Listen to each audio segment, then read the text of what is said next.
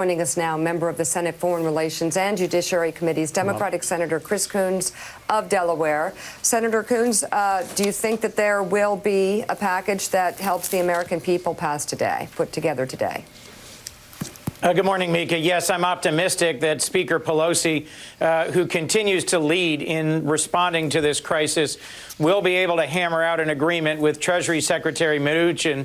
It's regrettable that President Trump continues to nurse a grievance against Speaker Pelosi, and so he's not even spoken to her during this developing crisis. I do think that we got to see a sharp contrast in recent days between former Vice President Biden, who delivered a fact-based, science-based, transparent, enactable plan for how we should respond, and President Trump's rambling and at times inaccurate address from the Oval Office night before last.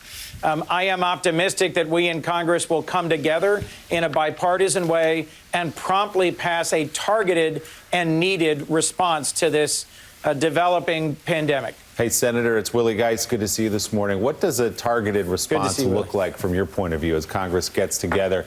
And how does it help in the immediate term? We need things like tests right now. How does it, beyond injecting some fiscal stimulus and putting some money into the system, what does that do to the medical problem, the medical crisis we're facing right now?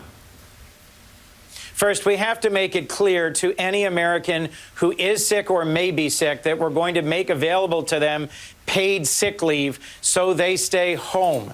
Because of the president's persistent attacks on the Affordable Care Act, millions more Americans don't have health insurance today.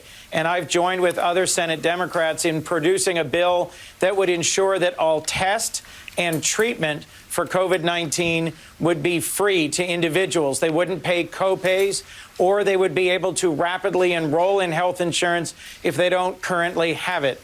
A part of the package Speaker Pelosi is pressing that I also support, that former Vice President Biden also supports, is sick leave that allows individuals to stay home and assistance through the SNAP program that would make sure that children who only get a good meal at school are able to get food at home, because in many locations around the country, Willie, we see schools closing and children having to stay home.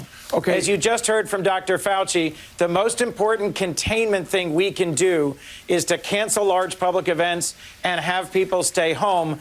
We have to make that easier, particularly for the people who will be impacted, the folks who work at arenas, the folks who work in hospitality, the folks who work in travel, the individuals we need to show compassion and support for.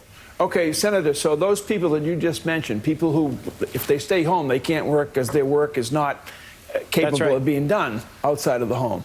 What do we do about unemployment benefits for those people who lose their jobs? We change unemployment in a way that makes it able for them to get it easily and without having to go through long administrative processes. There are a number of proposals that Speaker Pelosi put forward yesterday that would accomplish this goal.